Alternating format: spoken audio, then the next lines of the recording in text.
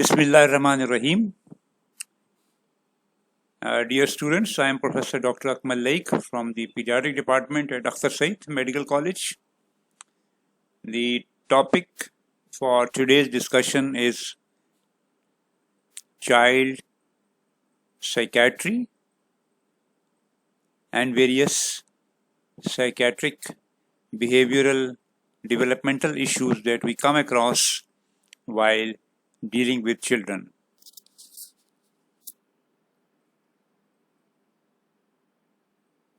First, we try to understand what do I mean by the word child or adolescent psychiatry.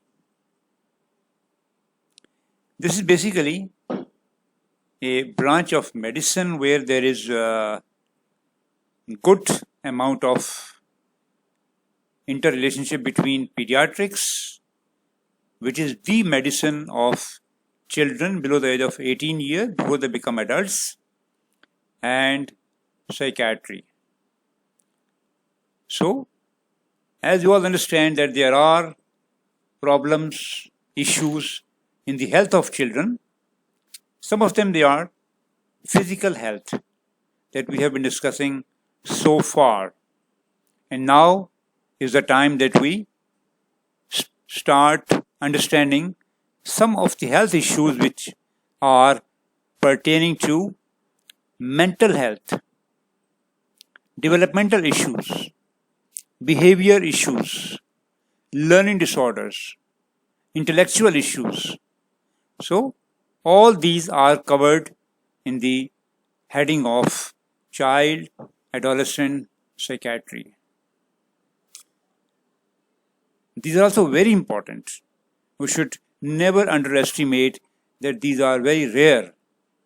Unfortunately, it has been estimated that something like 7 to 20% of children below the age of 18 years do have one or two or multiple mental health issues in their lifetime, and these issues are on the increase because of so many issues faced by adolescents and in that period of life with a new modern world, with the addition of so many substance abuse, so many cyber and media issues.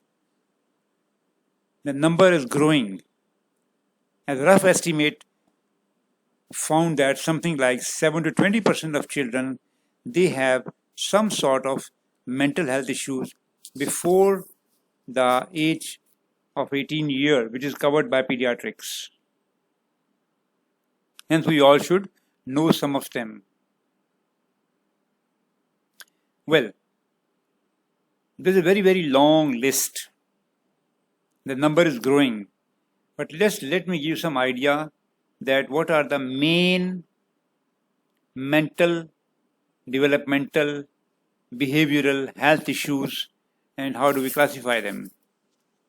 First of all, is a big hazard of mental retardation, which concerns that the onset taking place before 18 years and then having problems with the social, adaptive, learning skills, cognitive abilities, all them covered in the mental retardation. It is such an important topic that it needs a separate lecture. Then we have a number of learning disorders in which the child faces difficulty in schooling, in formal education, and in making a good, useful, able citizen. So there are so many learning disorders like reading disorders, like verbal disorder, like speech disorders, like intellectual problems. Specific learning disorders are also important. Then there are numerous motor skill disorders like tics and many others. Then there are so many communication disorders. Then there are pervasive developmental disorders. Then there is attention deficit and the disruptive disorders. Then there are so many feeding and eating disorders in infancy and childhood that we will discuss in a moment. There are tic disorders as part of the motor skill disorders.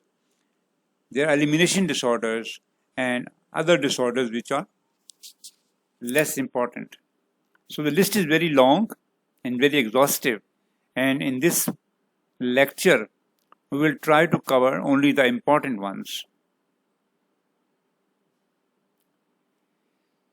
Well, as a general doctor, please try to understand that children are not little adults.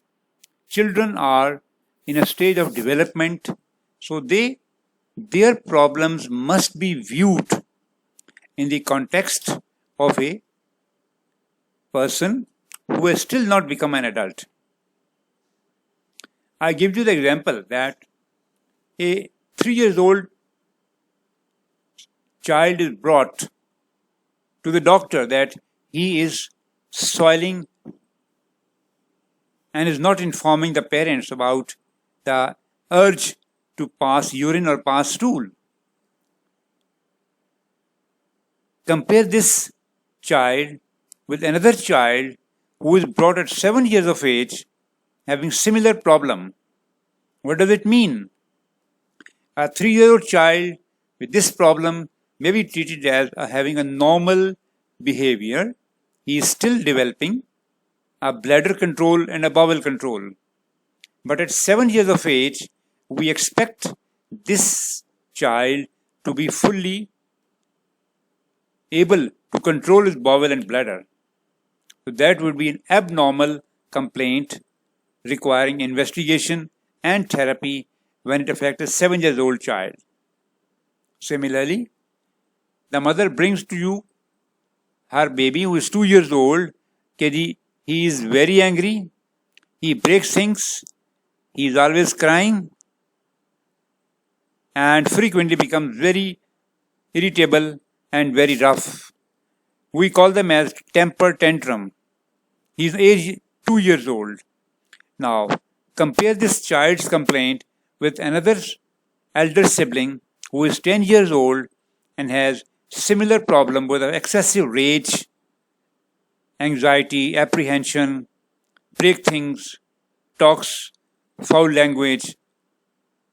So, for a child age 2 years, it may be a simple, normal, maturational process of his behavior, but for age 10 years, it's not. It is a abnormal phenomena which requires investigation and treatment.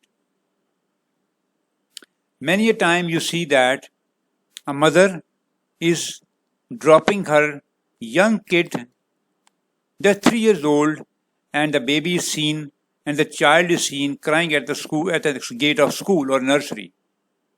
This is just because that the young child has lot of apprehension and anxiety, so he start becoming very anxious and maybe start crying and making a scene at the school gate. But if you have a child of 11 years old who manifests severe anxiety at the school gate when the mother leaves her, that may be abnormal.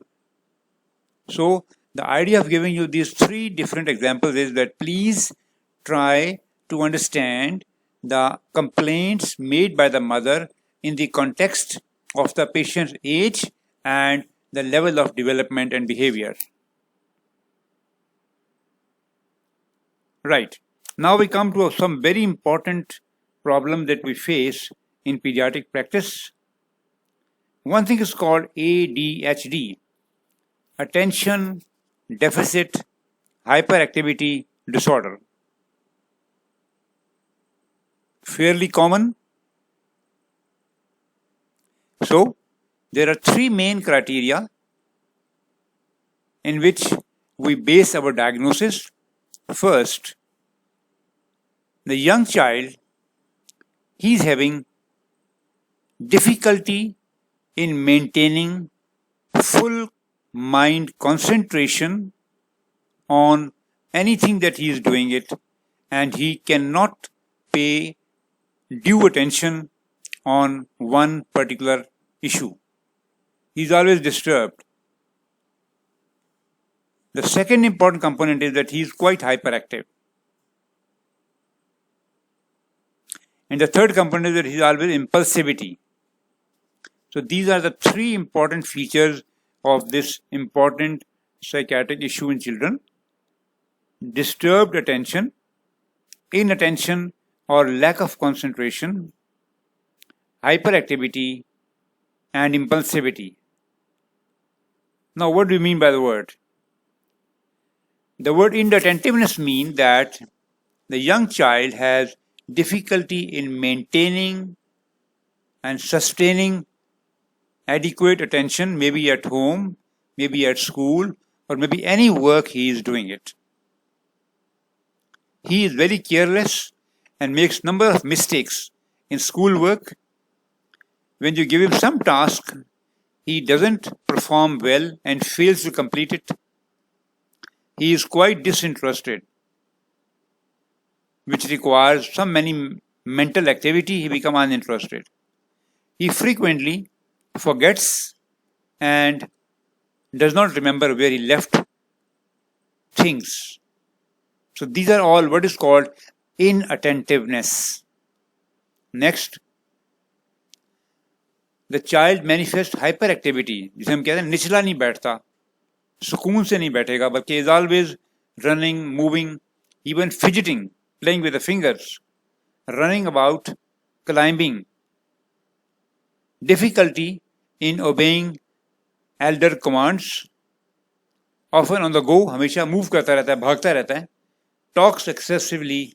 So these are all what we labeled as hyperactivity. And the third thing is that impulsivity, यानी बगैर सोचे समझे he blurts out various answers, difficulty in waiting for his own turn, interrupts others in a school or everywhere. So these are all labeled as impulsivity. Now these symptoms should have been present for a period of more than 6 months in a child, and they should have caused significant impairment of his daily activities, that we label that this child is suffering from ADHD. Now, what causes it? There are genetic influences, because if the parents have the problem, their children frequently are affected. And those who are children, when they become adults, frequently they would inherit this to their own siblings. Then there are features like CNS insult, like the baby born prematurely having hypoxic ischemia or neonatal problems and having different levels of CNS damage in the newborn period. Then they have environmental problems in the family conflict, like broken families, separated parents, economic issues, and then there are neuroanatomical and neurochemical issues which are causative. Now, how do we make a diagnosis? Like most of the psychiatric problem and developmental problems, a good, detailed, thorough clinical history is all what we needed. This is very important. A detailed, of good quality, thorough clinical information is very important before we make a diagnosis. And secondly, we must be very well familiar with the developmental status in that child. A thorough developmental history is very important. And again, considering that this behavior, could this be as a result of his developing age? Say, we have a child, maybe 2 year, 3 year, he's always moving about. He's a toddler. He's always interested in his surroundings. So he may not be able to be seated quietly for few minutes even. It may be normal. Then certain school children, they're quite hyperactive, naughty, teasing others, playful, even when sitting in a classroom. So that can be still a normal phenomena. And sometimes even the normal intelligent children, they are sometimes found to be inattentive to what is being taught, and that still can be taken as a normal phenomena. So we have to assess whether this phenomena is within normal range or is beyond that. How do we treat this problem? Well, we have pharmacotherapy like treating these disorders with drugs, medicines on a regular basis. Sometimes we refer these patients for behavior therapy, how to modify their behavior, making it more acceptable. We have to use certain techniques of psychotherapy by experts, and then there are issues of educational techniques which to be learned and taught to the young children. Again, the same principle that management of the child ADHD involve the triangle, the three people which are very important in its management. First, the doctor prescribing certain drugs to overcome the behavior. Then school instruction, in which the teachers are trained, in which the instructions are given how to have a better school performance, and the parental information and education on how to manage this child.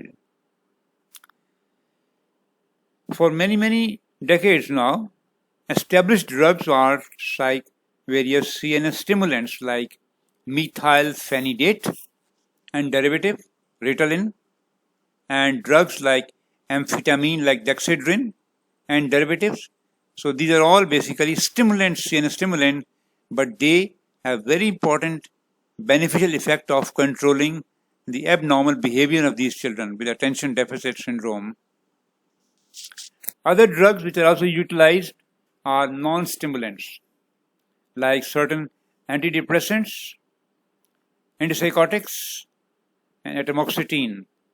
These drugs are also utilized by experts in the control of this important psychiatric disorder. Now we come to another important issue, and that is autism. Autism is very common. Rather, it has been estimated that it is so common in children that it is almost second in the number of cases, first by the degree of mental retardation or the learning disability, followed by autism.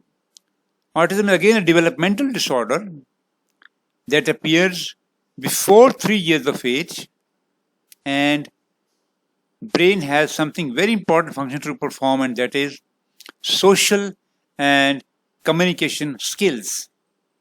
These are primarily affected in children with autism. The children behavior is always unique, but is totally interesting and sometimes mysterious behavior. So there are three areas identified in children with autism.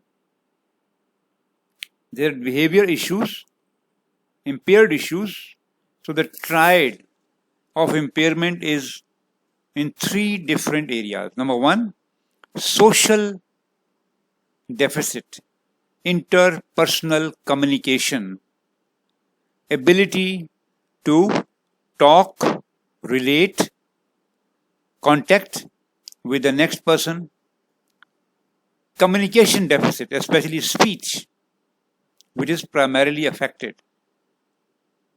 And third, by the patient having a very monotonous, repetitive behavior and interest in just one, in few things which he continues. बार बार वो बच्चा वही काम करता रहता है without learning other skills. So these are three main areas where there is impairment: social deficit, communication deficit, and the restricted or repetitive interest in behaviors.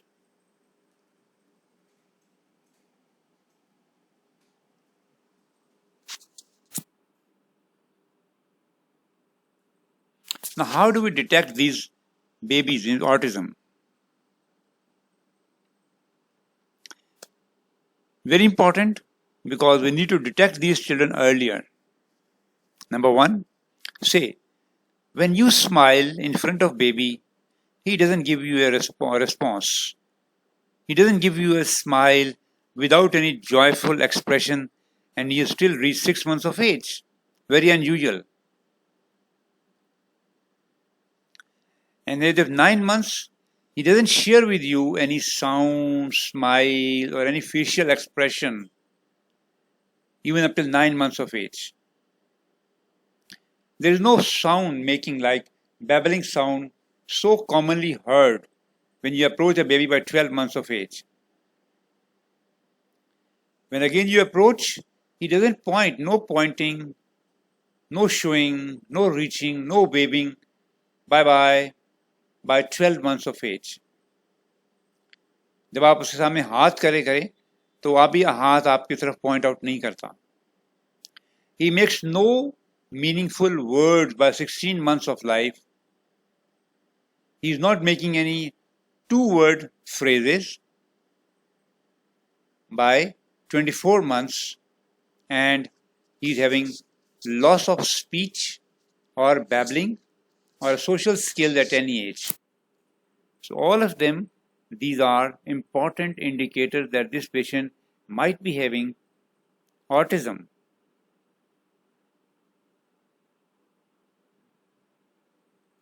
We have social deficits, like babies do not like कि आप उन्हें hold करें, हाथ में पकड़ें, but they want to live separately. They do not have eye contact. They don't have a regular facial expression. There's no lack of gesture. They don't understand other feeling. They don't make good friends. They're not happy with their colleagues or friends and do not respond to affection. आप उसको प्यार से हाथ आगे बढ़ाएं. He doesn't show his hands in front of you, doesn't smile, doesn't move toward you, lives separately. Then they have communication deficits. Maybe completely absent speech, totally mute, or sometimes very behave unusual or asocial qualities, like repeat the same word echolalia, like unusually loud noise, pitch, stress, rhythm, and they have problems in communication in the form of conversation which is markedly deranged. And the third thing is that they show very limited interest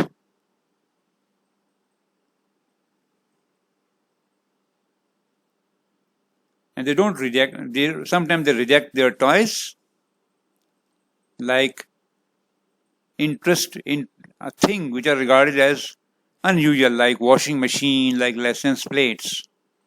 They have a very stereotyped behavior, like repetitive movement triggered by stress, hand flapping, head rolling. Sometimes they have a self-harming behavior. So all of them, they are important in making a diagnosis.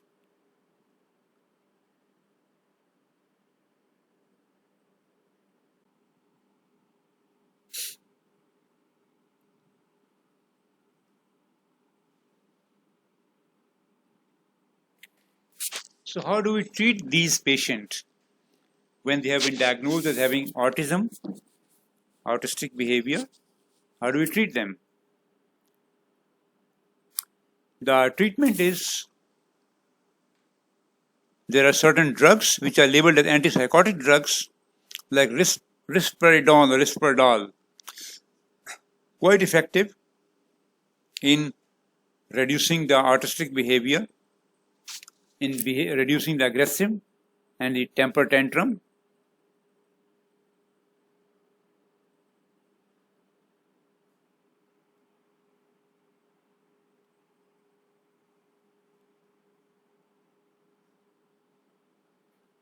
Sometimes we are using certain drug like stimulants or antidepressant like atomoxetine, and sometimes we're using drug like SSRI category in these patients, but this requires referral to a specialist in psychiatric issues and the behavior issues.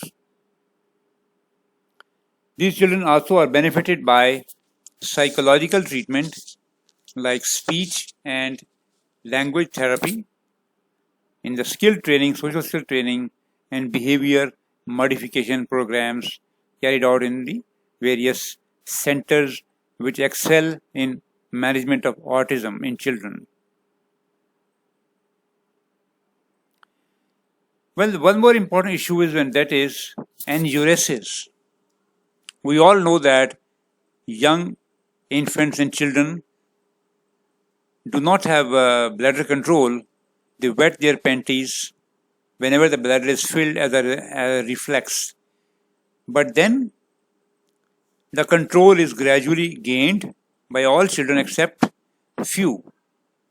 Enuresis, which can be nocturnal, diurnal, or always there, is basically involuntary voiding of urine at least 2 nights per month beyond the age of 5 years.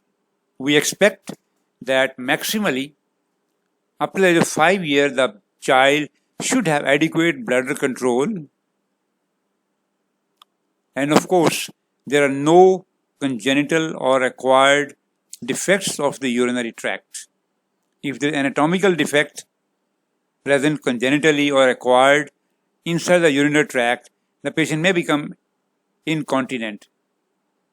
But remembering that the voluntary control has usually been achieved by almost all up to the age of 5 years. And when it persists beyond that 5 years, we call it as enuresis.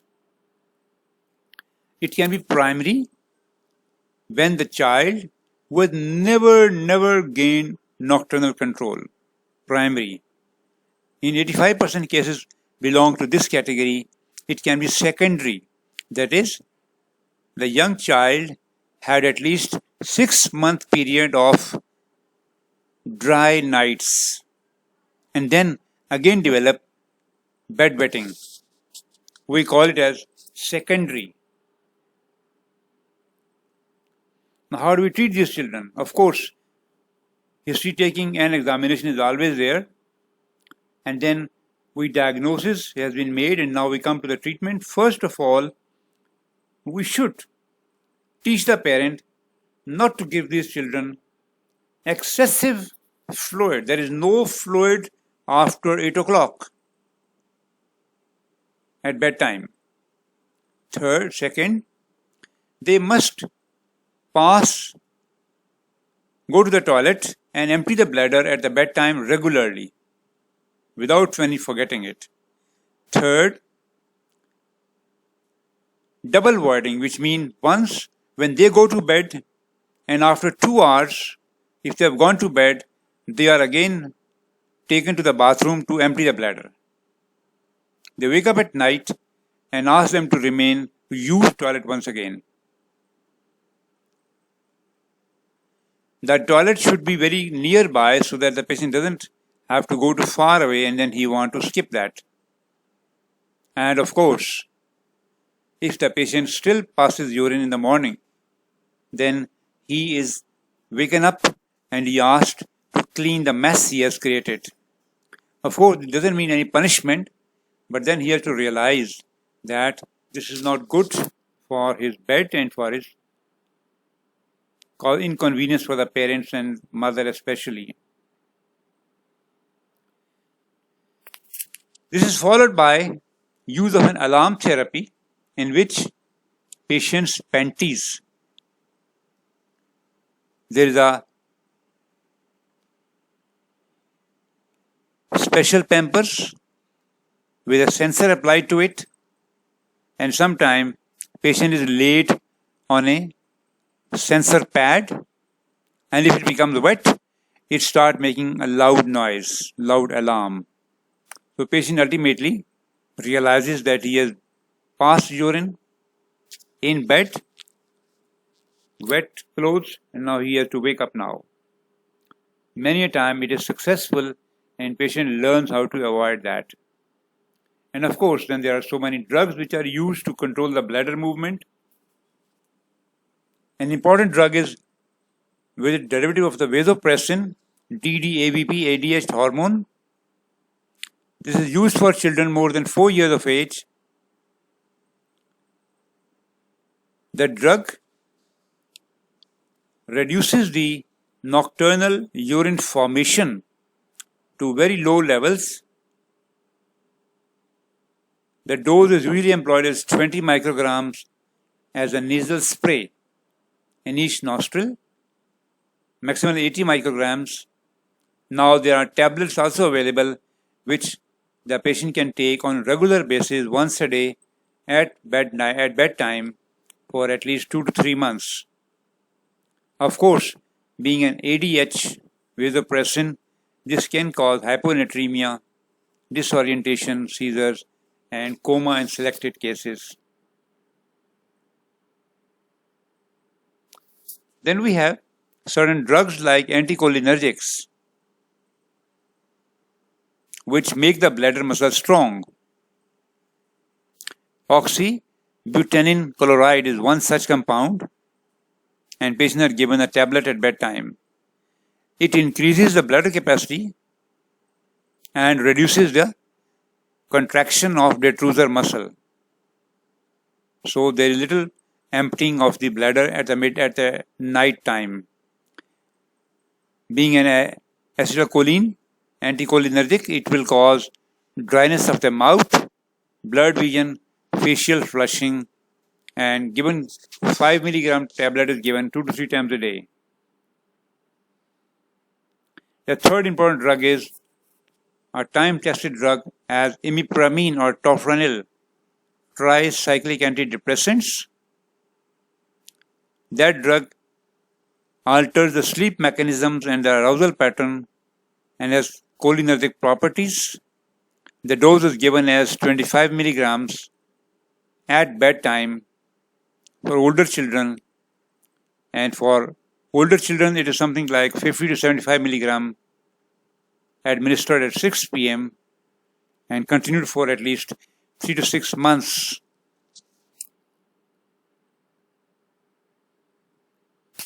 Some children again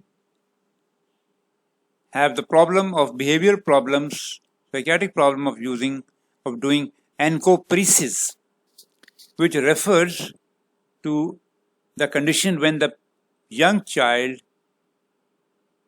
passes involuntarily stools, passage of feces, inappropriate places after reaching the age of 4 years.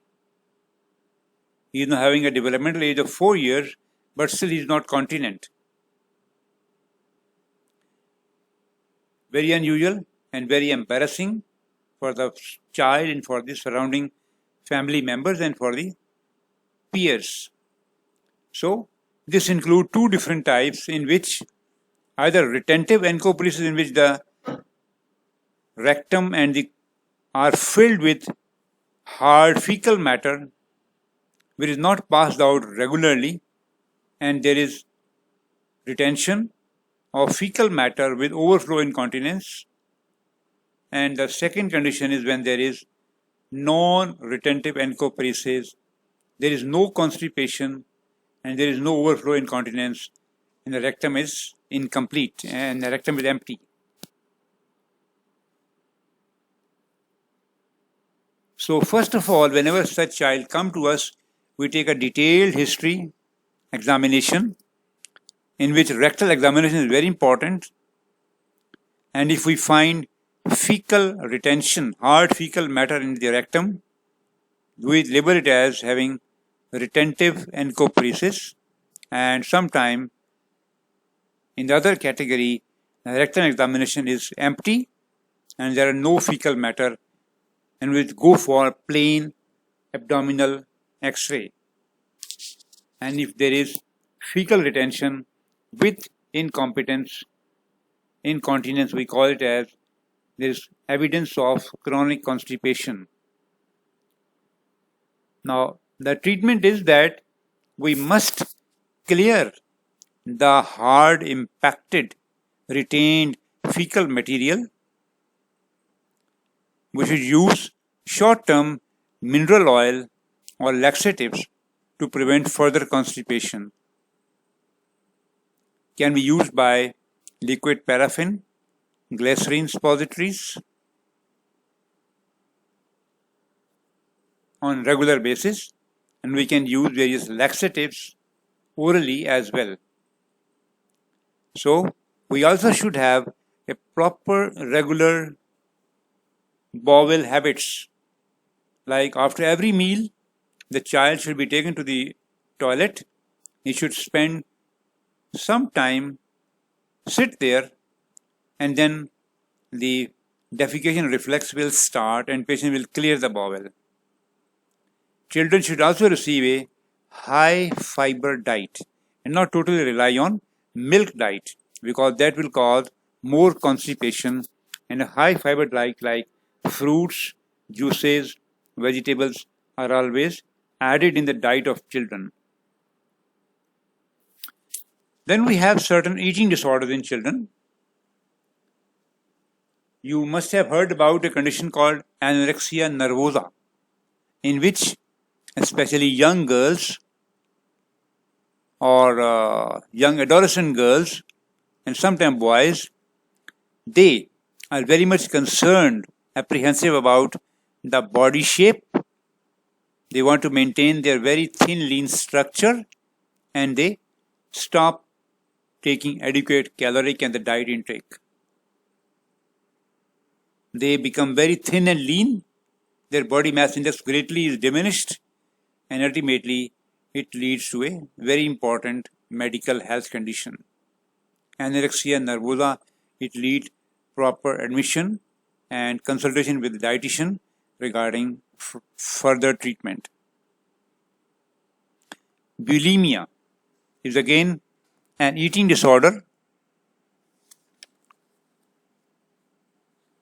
in which there is a phenomena in which episodic phenomena in which the patient takes large amounts of food intake, excessive compulsorily, and then followed by induced vomiting by himself or herself or by use of laxatives, bulimia. Another condition called rumination, in which the patient has repeated regurgitation of food, in which either the food is re-chewed or spit out or regurgitated again. This phenomena, when it continues more than 1 month, is called as rumination. We have bruxism, like the thumb sucking and the teeth grinding. And then we have the condition in which there is simple obesity, in which there is no endocrine issue, but the child, due to his habits, he is taking a lot of diet, lot of caloric intake, especially the fast food, which makes him very fatty, and then he continues and adds more and more fat.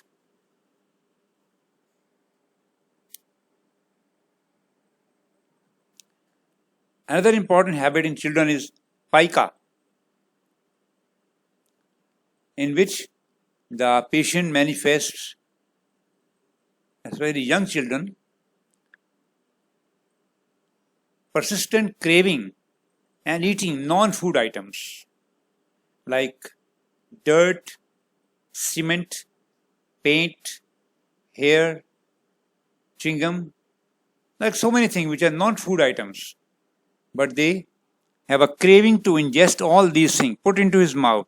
Sometimes this behavior is normal behavior, which means young children around 2 years of age frequently have a habit of putting things into their mouth, chewing it, and sometimes swallowing it.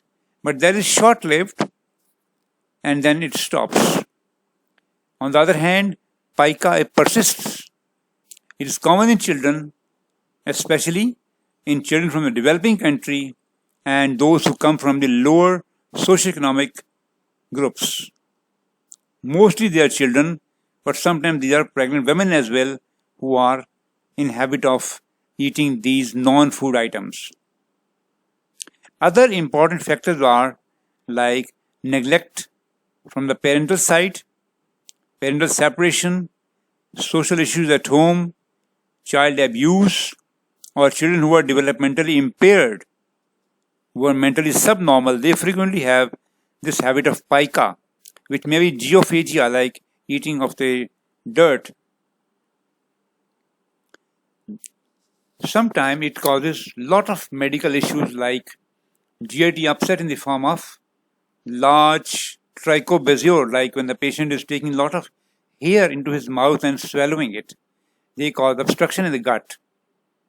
Other types of gastric bezoars. It may lead on to lead poisoning because lead may be present in the thing that he is taking, he is putting into his mouth. It may lead up to the iron deficiency anemia. And so many gut infections are very common in these children, and sometimes they are infected with worms like dog worm, like Toxocoria canis catus, because that dirt is contaminated with fecal matter from the various animal. So many infections, worm infestation may be complicating this problem. These children are frequently having iron deficiency anemia. They are very pale and they require treatment for worm infestations as well as iron therapy. These children have got deficiency of iron, calcium, zinc, and many other issues. So pica is important, which need proper evaluation and management to overcome these deficiency and infestations. Okay, thank you very much. We have given you a brief resume of all the common behavioral psychiatric issues that these children might come across. I hope you will learn more in your further life. Thank you very much.